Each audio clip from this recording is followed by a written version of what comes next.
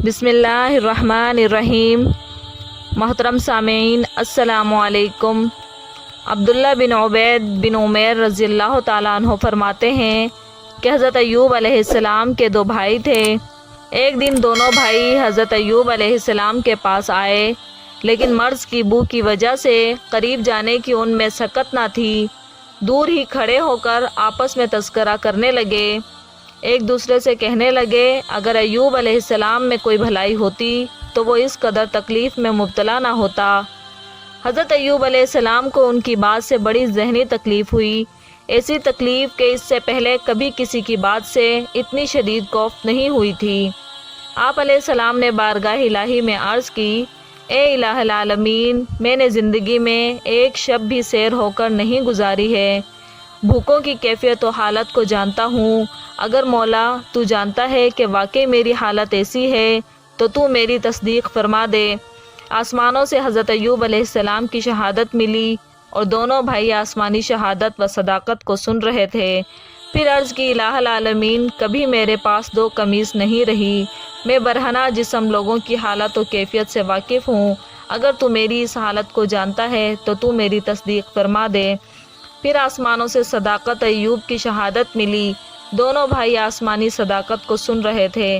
پھر عرض کی، الہ العالمین، تیری عزت کی قسم، یہ کہتے ہوئے سجدے میں گر گئے۔ عرض کی، الہ العالمین، تیری عزت کی قسم، میں اس وقت تک سجدے سے سر نہ اٹھاؤں گا جب تک تو مجھ سے تکلیف کو دور نہ فرما دے گا۔ حضرت ایوب علیہ السلام نے واقعتاً سر اس وقت تک نہ اٹھایا جب تک آپ کو شفائے کاملہ نہیں مل گئی۔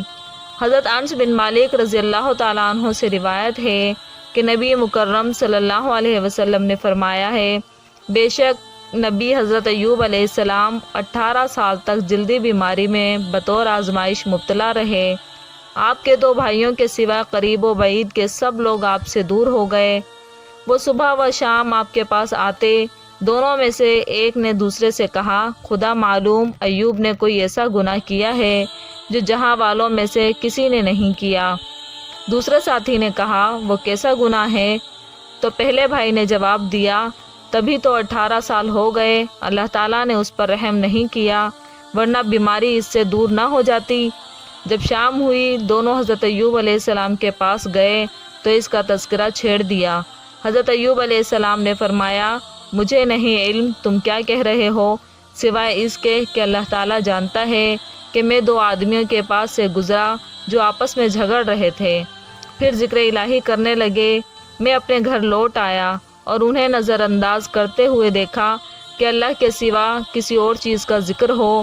حضرت ایوب علیہ السلام جب طبعی تقاضوں کے لیے باہر تشریف لے جاتے تو آپ کی اہلیہ محترمہ آپ کو ہاتھوں کا سہارا دیتے ہوئے لے کے جاتی۔ ایک دن کسی وجہ سے اہلیہ کو آنے میں تاخیر ہو گئی۔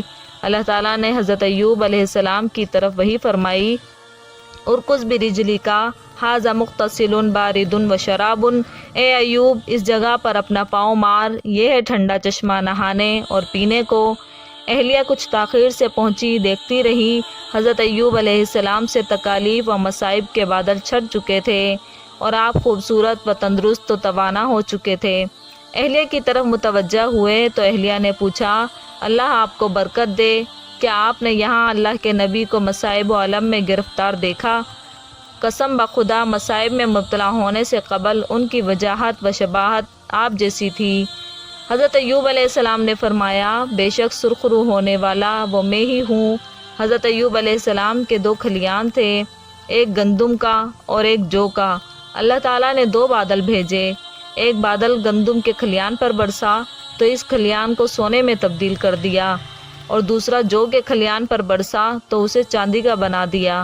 ابن عباس رضی اللہ تعالیٰ عنہ سے مروی ہے، اللہ تعالیٰ نے حضرت ایوب علیہ السلام کو جنت کا حلہ پہنا دیا تھا۔ آپ ایک جانب ہو کے بیٹھ گئے تھے، آپ کی بیوی آئی تو وہ آپ کو پہچان نہ سکی، کہنے لگی، اے بندہ خدا، یہاں مصائب و الم میں گرفتار ایک شخص پڑا تھا، شاید اسے کتے لے گئے یا بھیڑیے۔ لحظ بھر اس نے بات کی۔ حضرت ایوب علیہ السلام نے فرمایا، محترمہ، میں ہی ایوب ہوں۔ اہلیہ محترمہ نے عرض کی، اے بندہ خدا، آپ مجھ سے مذاق کرتے ہیں؟ حضرت ایوب علیہ السلام نے فرمایا، ہائے تعصف، میں ایوب ہی ہوں، اللہ کریم نے مجھے بصحت و سلامت میرا جسم لوٹا دیا ہے۔ حضرت عبداللہ بن عباس رضی اللہ تعالیٰ عنہ فرماتے ہیں کہ اللہ تعالیٰ نے حضرت ایوب علیہ السلام کو ان کا مال و منال، اہل و عیال اور ان کے ساتھ ان جیسے اور بھی لوٹا دیے تھے۔ وہب بن منبہ رضی اللہ تعالیٰ عنہ فرماتے ہیں اللہ تعالیٰ نے حضرت ایوب علیہ السلام کی طرف وحی فرمائی کہ میں نے تجھے، تیرے عیال اور تیرے اموال اور ان کے ساتھ ان جیسے اور بھی لوٹا دیے ہیں۔ اس پانی کے ساتھ غسل کرو، اس میں تمہارے لیے شفا ہے۔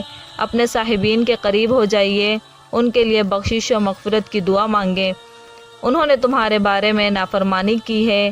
ایک روایت میں حضرت ابو ہریرہ رضی اللہ تعالیٰ عنہ سے روایت ہے کہ نبی مکرم نور مجسم صلی اللہ علیہ وسلم نے ارشاد فرمایا، جب اللہ تعالیٰ نے حضرت ایوب علیہ السلام کو صحت و عافیت عطا فرمائی تو آپ پر سونے کی ٹڈیوں کی بارش فرما دی۔ آپ اپنے ہاتھوں سے انہیں سمیٹنے لگے اور اپنے کپڑے میں ڈالنے لگے۔ حکم الہی ہوا، اے ایوب، کیا تو سیر نہیں ہوتا؟ عرض کی میرے مولا کریم، تیری رحمت سے کون سیر ہوتا ہے جو میں سیر ہو جاؤں؟ امام احمد علیہ الرحمہ فرماتے ہیں کہ حضرت ابو ہریرہ رضی اللہ تعالیٰ عنہ سے مروی ہے، سونے کی ٹڈیوں کا لشکر حضرت ایوب علیہ السلام پر بھیجا گیا، آپ انہیں پکڑ پکڑ کر کپڑے میں اکٹھا کرنے لگے۔ حکم الہی ہوا کہ جو کچھ میں نے تمہیں عطا فرما دیا ہے کیا وہ تمہیں کافی نہیں؟ عرض کی مولا تعالیٰ، تیرے فضل سے مستغنا و بے نیاز کون ہو سکتا ہے؟ حضرت ابو ہریرہ رضی اللہ تعالیٰ عنہ سے ایک روایت یوں بھی ہے کہ رسول کائنات صلی اللہ علیہ وسلم نے ارشاد فرمایا کہ حضرت ایوب علیہ السلام برہنہ حالت میں غسل فرما رہے تھے کہ اسی دوران ان پر سونے کی ٹڈیاں گرنا شروع ہو گئیں۔ حضرت ایوب علیہ السلام انہیں پکڑ پکڑ کر اپنے کپڑوں میں ڈالنے لگے۔ اللہ تبارک و تعالیٰ نے ندا دی، اے ایوب، کیا میں نے تجھے غنی نہیں کر دیا اس سے جو تو دیکھ رہا ہے؟ عرض کی کیوں نہیں میرے مولا، لیکن تیری برکات سے مجھے غنا نہیں ہے۔ پھر حکم الہی ہوا، ارکض برجلک، اے ایوب، اپنا پاؤں زمین پر مارو۔ آپ نے بجا آوری کی، اللہ جل شانہ نے آپ کے لیے ٹھنڈے پانی کا چشمہ جاری فرما دیا۔ پھر حکم ہوا کہ اس میں غسل کرو اور اس سے پیو۔ ظاہری باطنی جسمانی مصائب و علم اور تکالیف و بیماری سے اللہ تعالیٰ نے رہائی نصیب فرما دی اور آپ کی تنگ دستیوں کو خوشحالیوں میں، دکھوں کو سکھوں میں، بیماریوں کو ظاہری و باطنی صحت اور حسن و جمال میں تبدیل فرما دیا۔ مال و دولت کی فراوانی کا یہ عالم تھا کہ سونے کی ٹڈیاں آپ پر بارش کی صورت میں برسا دی گئی اور آپ کے اہل و عیال بھی واپس عطا فرما دیے، جیسا کہ حکم باری تعالیٰ ہے، آتیناہ اہلہ ومثلہم معہم، ہم نے اسے، اس کے گھر والے اور اس کے ساتھ اتنے ہی اور عطا کیے۔ کہا جاتا ہے اللہ تعالیٰ نے ان کے اہل خانہ کو دوبارہ زندہ فرما دیا تھا۔ ایک قول یہ بھی ہے کہ اللہ تعالیٰ نے بطور عوض ان کے نعم البدل عطا فرما دیے تھے اور بروز حشر ان کے سارے کنبے کو جمع فرما دے گا۔ وَرَحْمَةٌ مِّنْ عِنْدِنَا، اور ہم نے اپنے پاس سے رحمت عطا فرما کر ان سے ان کی تکالیف کو دور فرما دیا۔ فَكَشَفْنَا مَا بِهِ مِنْ ضُرٍّ، اور ہم نے دور کر دی جو تکلیف اسے دی تھی۔ وَذِكْرَ لِلْعَابِدِينَ، اور بندگی کرنے والوں کے لیے نصیحت ہے، یعنی اگر کوئی شخص جسمانی، مالی یا اولاد کے اعتبار سے آزمائش میں مبتلا ہو جائے تو اس کے لیے حضرت ایوب علیہ السلام کا اسوہ سامنے ہے کہ کس طرح اللہ تعالیٰ نے انہیں عظیم مصیبتوں میں مبتلا فرمایا، پھر آپ نے صبر کیا، بارگاہ الہی سے اجر و ثواب کی امید رکھی، بالآخر اللہ تعالیٰ نے ان کی پریشانیوں کو دور فرما دیا۔ سبحان اللہ۔ ناظرین، اللہ تعالیٰ اسی طرح صبر کرنے والوں کو انعام سے نوازتے ہیں۔ اللہ پاک ہم سب کو مصائب پر صبر کرنے والا بنائے، آمین۔ امید کرتی ہوں کہ آپ سب کو واقعہ اچھا لگا ہوگا۔ اگر واقعہ پسند آئے تو میرے چینل کو لائک اور سبسکرائب کرنا مت بھولیے گا۔ ملتے ہیں ایک اور ایمان افروز واقعے کے ساتھ، تب تک اپنا خیال رکھیے۔ اللہ حافظ۔